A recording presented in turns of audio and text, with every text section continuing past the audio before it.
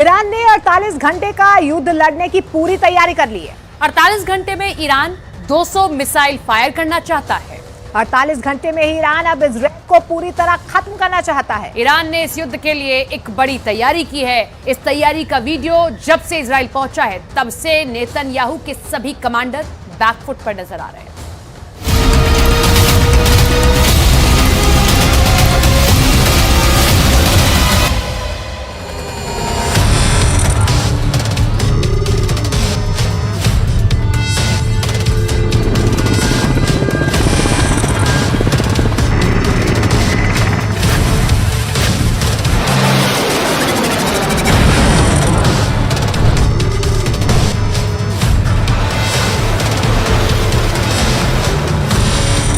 Iran ने फैसला कर दिया है।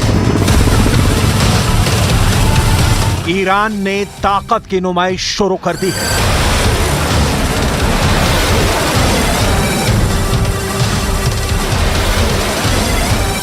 ईरान ने ऐसी फायर पावर दिखानी शुरू कर दी है जिसकी जद में जो आएगा वो मिटा दिया जाएगा।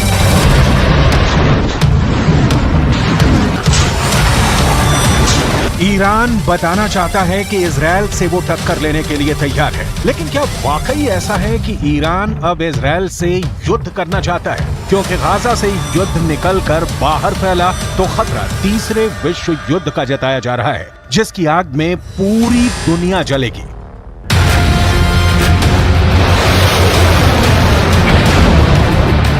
ईरान पर इस वक्त पूरी दुनिया की नजर है। इजराइल से लेकर ब्रिटेन और रूस से लेकर अमेरिका तक सब ईरान के इस फायर पावर पर नजर गड़ाए बैठे हैं, क्योंकि इन धमाकों, इन रॉकेट्स और इन टैंकों के टारगेट पर इस वक्त दो देश हैं। पहला है इजराइल और दूसरा है उसकी मदद करने वाला अमेरिका। इन दोनों देशों से दुश्मनी की सबसे नई वजह इस वक्त गाजा है और वहां हो रही बमबारी।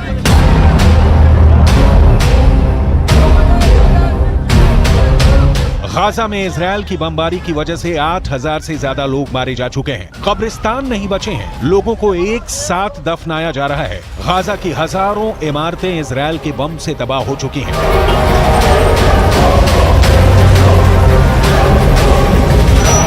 गाजा में 21,000 से ज्यादा लोग घायल हैं और गाजा का हर अस्पताल इस वक्त बुरी तरह जख्मी लोगों के इलाज में जुटा हुआ है। इन्हीं तस्वीरों की वजह से इस वक्त पूरे पश्चिम एशिया में गुस्सा है और इजराइल को बहुत बड़ी वार्निंग भी दे दी गई है। तुर्की ने कहा है कि इजराइल गाजा पर बमबारी वाला पागलपन बंद करे। राष्ट्रपति एर्दोआन ने कहा है कि अमेरिका के बिना इजराइल की सेना 3 दिन में ढह जाएगी। सऊदी अरब ने कह दिया है कि इजराइल गाजा में घुसने की कोशिश न करे, इसका अंजाम बहुत बुरा होगा।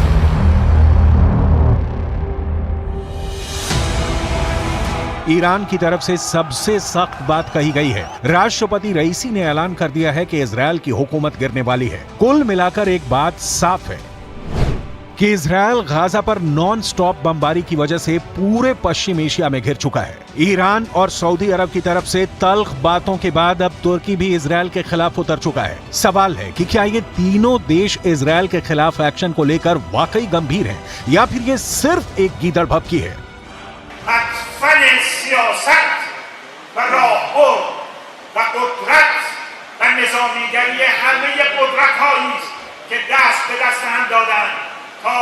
چند هزار کودک را بکشند.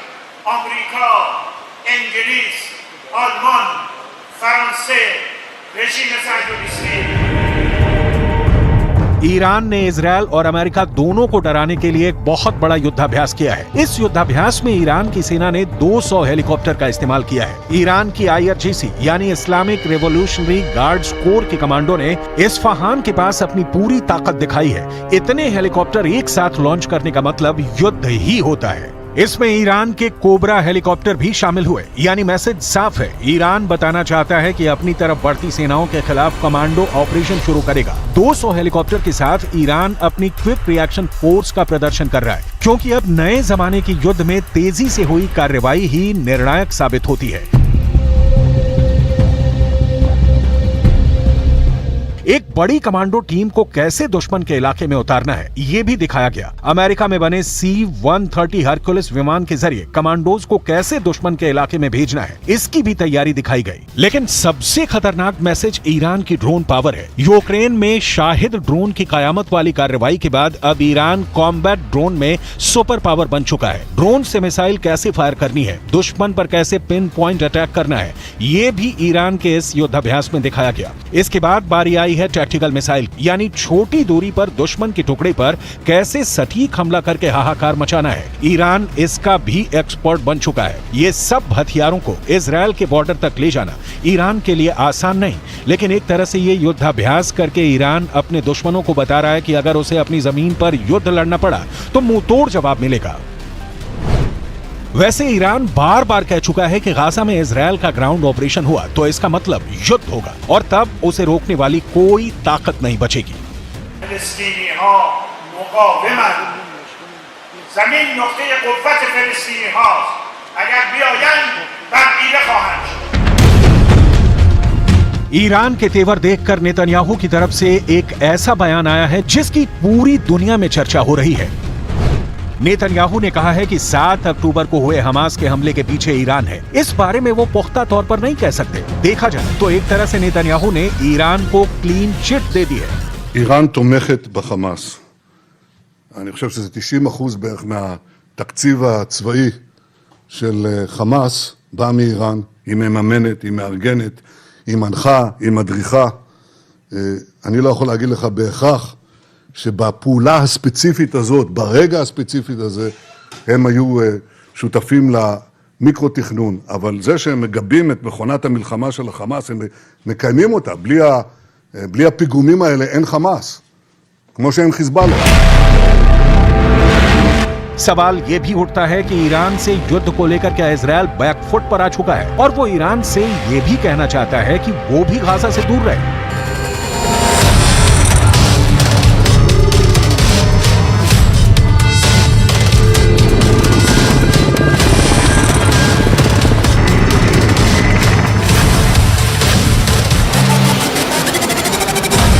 और अब ईरान भी अपनी जनता को खुश करने के लिए इजराइल के खिलाफ सिर्फ बयानबाजी पर फोकस कर रहा है। साथ में वो युद्धाभ्यास के वीडियो भी जारी करके बताना चाहता है कि ऑल इज वेल।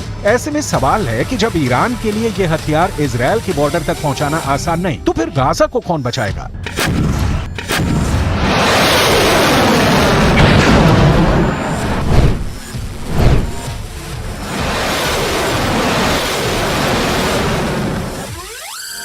क्या गाजा को खुद को बचाना होगा? क्या गाजा के लिए युद्ध की धमकी वाले बयान सिर्फ और सिर्फ दिखावा है?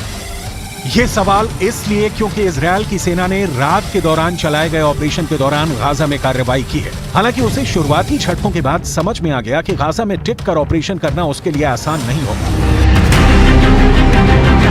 ये गाजा की तरफ बढ़ती इजराइल के सैन्य काफिले का वीडियो है जो 7 अक्टूबर का बताया जा रहा है। तब हमास की एक एंटी टैंक मिसाइल ने इजराइल की पैंथर बख्तरबंद गाड़ी को टारगेट किया था। इस धमाके का क्या असर हुआ इसकी रिपोर्ट नहीं मिली, लेकिन पैंथर बख्तरबंद गाड़ी में 12 से 14 सैनिक सवार किए जाते हैं।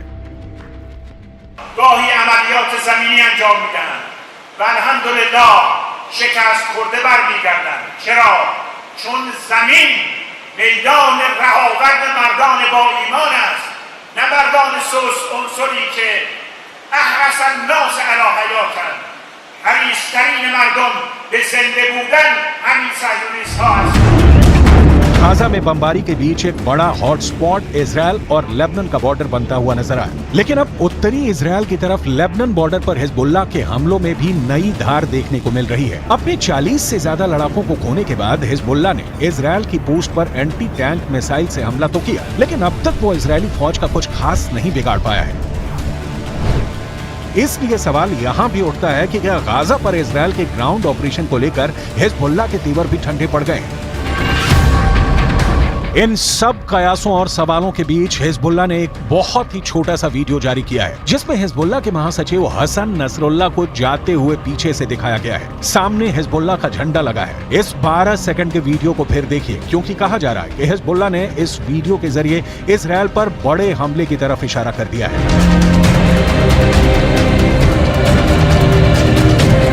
ईरान भी अपनी तैयारी पूरी रखना चाहता है। ईरान ने युद्धाभ्यास में अपने तोपखाने की ताकत भी दिखाई है। ये है ईरान की चलती फिरती तोप, नाम है राद 2। ईरान की ये तोप 155 मिलीमीटर का गोला फायर करती है। देखिए कैसे टारगेट को लेकर तैयारी की गई और फिर जब इस तोप ने गोला दागा तो वो कितनी सटीक जगह जाकर गिरा। ईरान की ये तस्वीरें इजरायल को डराने के लिए है।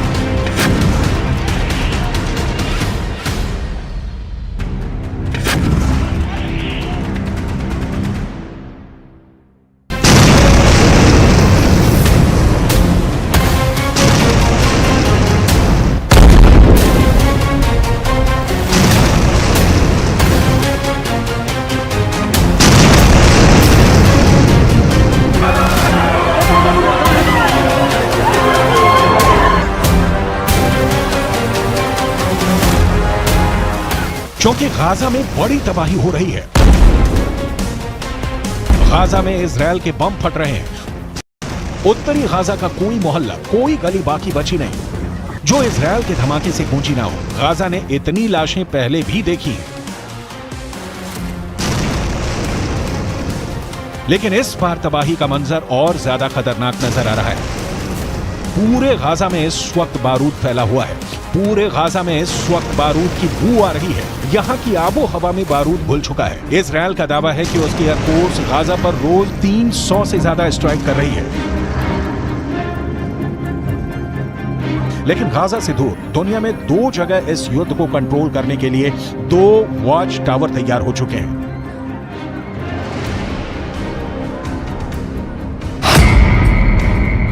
एक है भूमध्य सागर, जहां अमेरिका ने समुद्री बेड़े तैयार कर दिए हैं, तो दूसरा है वारस के खाड़ी, जहां चीन ने अपने 6 जंगी जहाज तैनात कर दिए हैं। एक तरफ अमेरिका इजरायल को बचाने पहुंच गया है, तो दूसरी तरफ चीन की तैनाती बताती है कि उसने ईरान को सुरक्षित रखने के लिए अपनी मसल पावर दिखानी शुरू कर दी है।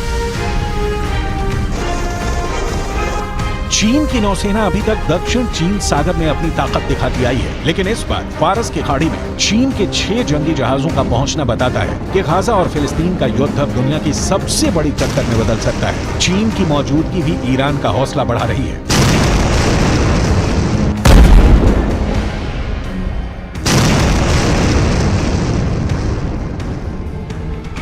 फिलहाल हर जगह ईरान के ऐसे ही वीडियो की चर्चा हो रही है और सब ये जानना चाहते हैं कि ईरान अब गाजा पर बमबारी को लेकर इजरायल के खिलाफ क्या कर सकता है। सबसे बड़ी बात समझने वाली ये है कि ईरान नहीं चाहेगा कि ये युद्ध उसकी जमीन तक पहुंचे और ज्यादा से ज्यादा एक्शन हिजबुल्लाह की तरफ से हो, लेकिन फिर भी उसने अपनी तैयारी पूरी कर ली है, क्योंकि इजरायल पर ईरान का हमला हुआ तो उसे रौंदने के लिए अमेरिका की 40,000 सेना पहले से ही खाड़ी देशों में मौजूद है।